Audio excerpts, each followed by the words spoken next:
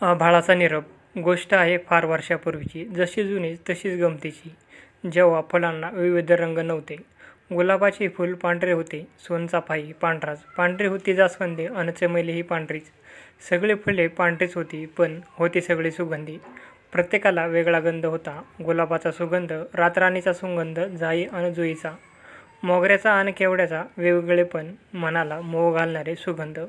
अनेक प्रकारचे सुवास हवेत दरवळत असत, वाऱ्यावर तळत असत, डोंगरदऱ्यातून घमघमत असत, मुलामाणसांना, लहान थोरांना, पशुपक्ष्यांना सुखावत असत.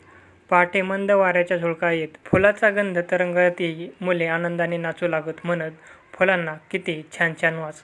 पक्षी किलबिलत जणू म्हणत फुलांना किती छान छान वास. आभाळाला मग वाईट वाटे, त्याला फुलांचा राग येई. पहाटे त्याला ऐकावे लागे फुलांचा वास किती छान छान.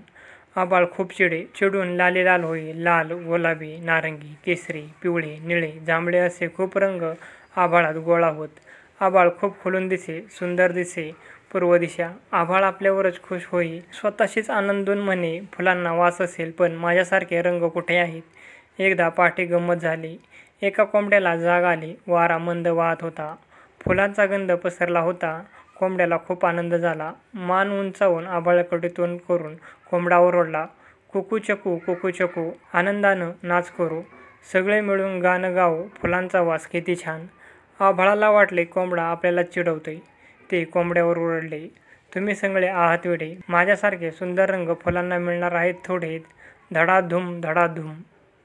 कोंबडा पळत दूर गेला. दूर जाऊन पुन्हा ओरडला, फुलांचा वास किती छान, किती छान. आभाळाने खूप विचार केला. चिडून रागवून चालणार नाही. कोणाला तरी फुलांकडे पाठवायचे. गुपचूप विचारायचे, इतके सुगंध तुम्ही आणले कुठून. एवढ्यात आभाळात एक ढग आला, काळा कुट्ट. 1 2 3 4 खूप खूप ढग जमा झाले.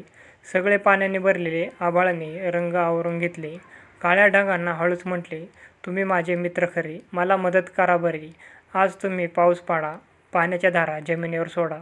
माझे रंग सोबतीला देतो, धारांबरोबर ते फुलांवर उतरतील. सुगंध कुठून आणला विचारून येतील. जलधारांना धरून माझे रंग वर येतील. फुलपाखरांचे रहस्य मला कळेल, मलाही मग सुगंध मिळेल. मग माझ्याजवळ रंग असतील, माझ्याजवळ गंध असतील. ढगांनी आभाळाचे म्हणणे ऐकले. काही रंगांना सोबत घेतले. रंगीत सरी खाली आल्या. फुलांवर रंग उतरले. एवढ्यात काय झाले, रात्र झाली. ढगातले पाणी संपून गेले. रंगांना आभाळाकडे जाता आले नाही. सकाळ झाली. सगळ्यांना नवल वाटले. अशी काय जादू झाली. फुले रंगीत कोणी केली. काल फुले पांढरी होती, आज रंगीत कशी झाली. रंगीत रंगीत फुले, छान छान फुले. लाल गुलाब, गुलाबी गुलाब, हिरवा चाफा, पिवळा चाफा, भगवी जास्वंद, फिकट लाल कर्दळी. किती किती रंग अन त्यांच्या किती किती छटा. पण सर्व फुले रंगीत नाही झाली. काही तशीच पांढरी राहिली. रंग भेटायला आले तरी ती झोपून राहिली. रंगांची देणगी नाहीच मिळाली. जाई, जुई, मोगरा, निशिगंध आणि अशीच काही फुलं तशीच राहिली. फुलांजवळ गंध होताच, आता त्यांना रंग मिळाले. आभाळाने खाली पाहिले. विविध रंग फुले कशी आनंदाने डोलत होती. आभाळाने ढगांना बोलवले. त्यांना म्हटले, मला फुलांचा सुगंध नको, पण माझे रंग मला परत आणून द्या. रंग परत आणणे ढगांना काही जमेना आणि गंधांचे रहस्य काही उलगडेना. आभाळ फार कष्टी झाले. त्याने कोंबड्यांना सांगितले, पोपटांना सांगितले, सर्व पक्ष्यांना सांगितले, फुलांना माझा निरोप सांगा. म्हणावं, मला तुमचा गंध नको, माझे रंग मला परत करा.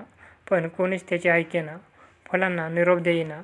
आभाळाला मग फुलपाखरे दिसली. फुलांची व त्यांची दोस्ती आठवली. आभाळाने फुलपाखरांना म्हटले, मी दुःखी आहे, मी कष्टी आहे, माझं दुःख दूर कराल. सर्व फुलपाखरे एकदम म्हणाली, जरूर करू, जरूर करू. आभाळ म्हणाले, तुम्ही फुलांना एवढं सांगा, मला तुमचा गंध नको, माझा रंग परत करा. फुलपाखरे म्हणाली, तुझा निरोप अवश्य सांगू. जोवर फुले ऐकत नाहीत, रंग परत करत नाहीत, तोवर त्यांना रोज भेटू, रोज त्यांना निरोप सांगू. आभाळाला हायसे वाटले. ते रंगांची वाट पाहत राहिले. तेव्हापासून आजपर्यंत फुलपाखरे फुलांना भेटत आहेत, आभाळाचा निरोप सांगत आहेत. फुले काही बोलत नाहीत, रंग परत करत नाहीत. आभाळाची वाट पाहणे काही संपत नाही.